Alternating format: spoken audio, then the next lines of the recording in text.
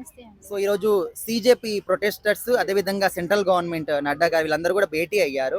అయితే వీళ్ళు 3 షరతులు పెట్టారనమాట స్టూడెంట్స్ ప్రొటెస్టర్స్. ఏంటంటే నెక్స్ట్ టైం లీక్ కాకుండా కఠిన చర్యలు తీసుకోవాలి అండ్ వాళ్ళకి 10 సంవత్సరాల జైలు శిక్ష 10 కోట్ల వరకు జరిమానా కూడా పెట్టారు. సో మూడోది ఏంటంటే ధర్మేంద్ర ప్రధాన్ రాజీనామా చెయ్యాలి అని చెప్పేసి ఈ ఒక్క షరతుకి రేపు మధ్యాహ్నం వరకు టైం తీసుకున్నారు. సో మీ ఒపీనియన్ ఏంటి మేడం, రాజీనామా చెయ్యాలా వద్దా? ఎన్ని కోట్లు ఇచ్చినా అయిపోయినా ఆ ఎడ్యుకేషన్ మినిస్టర్ రాజీనామా చేయాల్సిందే. ఎందుకోసం అంటే వాళ్ళు చేసేది దిద్దుకోరా అని తప్పు అనమాట. దాన్ని సారీ చెప్పినా యాక్సెప్ట్ చేసేది కాదు.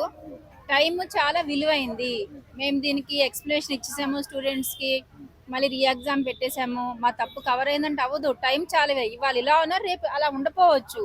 కాబట్టి ఆయన రాజీనామా చేసి ఆయన పదవుల నుంచి దిగిపోతే మొత్తం ఒక ఢిల్లీలోనే కాదు, హైదరాబాద్ అని కాదు, 29 స్టేట్స్ ఎన్ని స్టేట్స్ ఉన్నాయో అన్ని స్టేట్స్ లో ఎడ్యుకేషన్ మినిస్టర్ కి, రాజకీయ నాయకులకి, ఇంకెవడెవడైతే ఇలా కరప్షన్ కి పేపర్ లీక్ చేసి వీళ్ళ లైఫ్ తో ఆడుకున్నారో అందరి మనసులో ఒక భయం పట్టుకుంటుంది. ఒళ్ళు దగ్గర పెట్టుకుని ఇంత చాలా సైలెంట్ ప్రొటెస్ట్ వీళ్ళు సిజేపీ పార్టీ వాళ్ళు చాలా సైలెంట్ గానే పీస్ఫుల్ ప్రొటెస్ట్ స్టార్ట్ చేశారు. వాళ్ళు కొట్టి తిట్టి వాళ్ళ ప్రొటెస్ట్ ని భంగం చేసి అది వైలెంట్ గా మారిపోయి సిక్కులోలు, ట్రాన్స్జెండర్స్, లాయర్స్ కూడా వచ్చేసారు. లాయర్స్ వచ్చారు, డాక్టర్స్ వచ్చి ఫ్రీ చెకప్ చేస్తున్నారు. మొత్తం almost one by one public అంతా సపోర్ట్ ఇస్తున్నారు. అందుకనే నరేంద్ర మోడీకి భయం వేసి ఇప్పుడు బయటకు వచ్చి కొద్దిగా ఎక్స్ప్లెనేషన్ ఇచ్చాడు. ఏమనుకున్నాడంటే స్టూడెంట్సే కదా, 4 లాఠీ కర్రలు పెట్టి గట్టికి తగిలేస్తే వెళ్ళిపోతారు అనుకున్నారు. ఇప్పుడు ఆ స్టూడెంట్ మీద సింపతితో పబ్లిక్ అందరూ బీజేపీ ఫాలోవర్స్ అంతా అటు వెళ్ళిపోతున్నారు, వాళ్ళకి సపోర్ట్ ఇస్తున్నారు. నెక్స్ట్ టైం ఎలక్షన్స్ పడవని వచ్చాడు ఇప్పటికైనా. లేదంటే ఇప్పుడు కూడా పబ్లిక్ కనుక ఆ స్టూడెంట్స్ సపోర్ట్ చేయపోయి ఉంటే అలాగా రూడ్ గా రౌడిజం చేసేసి వాళ్ళని కొట్టేసి డ్యామేజెస్ అలాగే దిక్కుమాలలో ఉండేవాళ్ళు. మేడం ఇప్పుడు పెట్టినటువంటి 3 షరతుల్లో రెండింటికి అంగీకరించారు. ఈ రాజీనామా ఒక్కటి రేపటికి పోస్ట్ పోన్ చేయడానికి అంటే ఈ మధ్య కాలంలో ఏమైనా మతలబ్ చేసే అవకాశం ఉందంటారా? మతలబ్ చేస్తారా చేయరా అన్నది కాదు, డిలే చేయొచ్చు. వాళ్ళు ఏమంటారో వీళ్ళు ఒప్పుకుంటారో వాళ్ళ మధ్యలో ఏం జరుగుతుంది మనకు తెలియదు. డిస్కషన్ డిలే అవ్వచ్చు. గవర్నమెంట్ అయినా అన్ని డిలేనే కదా. అయితే నరేంద్ర మోడీ ఇప్పుడు కూడా ఎక్స్ప్లెనేషన్ ఇచ్చేవాళ్ళు కదా. పబ్లిక్ అంతా స్లోగా ఇప్పుడు మన ఇండియన్స్ వేరే కంట్రీకి వెళ్ళి అబ్రాడ్ నెదర్లాండ్స్, కొంతమంది న్యూజిలాండ్ అక్కడక్కడ సెటిల్, అక్కడ నుంచి కూడా వాళ్ళకి స్ట్రాంగ్ సపోర్ట్ వస్తుంది కదా. ఇప్పుడు ఈయనకి భయం పట్టుకుంది అనమాట. నెక్స్ట్ టైం నాకు వాళ్ళ ఎలక్షన్స్ లో ఓడిపోతాను, పబ్లిక్ అంతా సింపతితో వెళ్ళిపోతాను, భయం వచ్చేసి ఎక్స్ప్లెనేషన్ మీడియాలో కనిపించి చెప్పాడు. కానీ లేదంటే అసలు పట్టించుకునేవాడు. ఇప్పుడు ఇన్ని రూల్స్ పెట్టినా అండ్ అదే విధంగా ఆయన రాజీనామా చేసినా కూడా మళ్ళీ పేపర్ లీక్ అవ్వదు అని చెప్పడానికి ఏమైనా నమ్మకంగా చెప్పగలరా? మళ్ళీ పేపర్ లీక్ అవ్వదు. ఒకవేళ అవ్వాలంటే కూడా ఒక 10 years టైం పడుతుంది. ఎందుకోసం అంటే ఇప్పుడు చాలా ఘోరంగా, చాలా పీస్ఫుల్ గా, చాలా సైలెంట్ గా ఉన్నది వైలెంట్ గా అయిపోయి అదేదో పాకిస్తాన్ ఇండియా లాగా చాలా డేంజరస్ గా రక్తపాతం అయిపోయి సిక్కులోలు వచ్చారు. పెద్ద పెద్ద కర్రలు, వెపాన్స్, కటోరాలు తీసుకుని వచ్చేసారు. కాబట్టి ఇంకోసారి మళ్ళీ చేయాలంటే భయపడతారు. భయం వేసి ఇలాంటి లీక్ ఇంకా 80% జరగదని నేను అనుకున్నాను.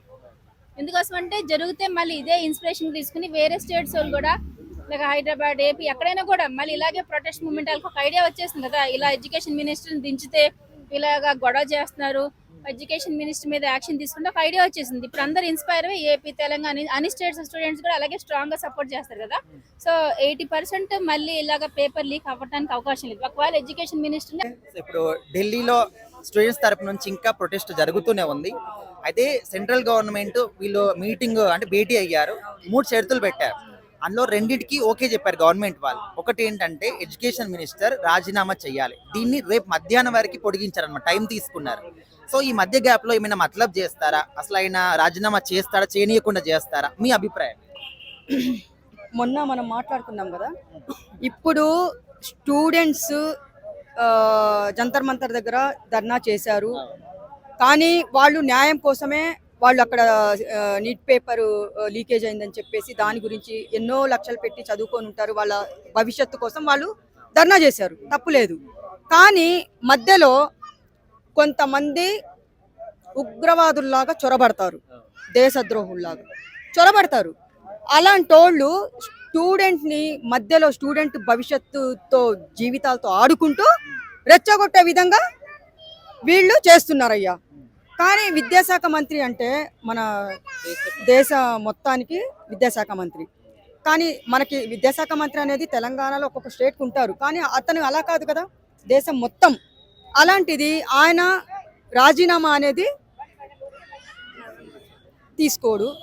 అంటే రేపటి వరకు వాయిదా వేశారంటే దీనికి ఇంకా ఈ రోజు 24 అవర్స్ లో ఏం జరగబోతది, ఏం జరుగుతుంది, పెద్ద మిరాకిల్సే జరగవచ్చు. అంటే మేడం ఇప్పుడు స్టూడెంట్స్ గానీ అంటే ముఖ్యంగా దేశవ్యాప్తంగా ప్రజలు ఏమంటున్నారంటే ఆ, మీరు ఒక ఎడ్యుకేషన్ మినిస్టర్ గా ఖచ్చితంగా మీకు ఒక బాధ్యత ఉంటుంది, ఉండాలి. అంతా మీ పిల్లల్లాగా. అవును. సో మీ వల్ల ఒక తప్పు జరిగినప్పుడు మ్మ్. ఓకే మీరు మొత్తానికి రాజీనామా చేయకపోయినప్పటికీ ఈ ప్రొటెస్ట్ అంతా అయిపోయేంత వరకైనా కనీసం సస్పెండ్ అయ్యి వెళ్ళిపోవచ్చు కదా, అవును. మళ్ళీ రావచ్చు అని కూడా అంటున్నారు. అవును. సో ఆయన మొత్తానికి రాజీనామా చేయాలా, సస్పెండ్ అయ్యి మళ్ళీ రావాలా, మీరు ఏం చెప్తారు? అంటే ఆయన తప్పులు ఆయన తెలుసుకొని మళ్ళీ రావచ్చా? ఇప్పుడు తప్పులు అనేది జరిగినాయి కదా అక్కడ, అవును. ఆ బాధ్యత ఎవరిది?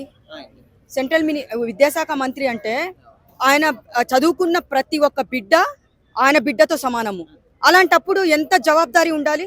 అలాంటిది సస్పెండ్ అయ్యి తప్పులు తెలుసుకొని అరే మళ్ళీ నేను ఇలాంటి తప్పులు జరగకూడదు, స్టూడెంట్స్ లో నమ్మకం తెచ్చుకోవాలనే విధంగా ఆయన మళ్ళీ రిటర్న్ రావాలి.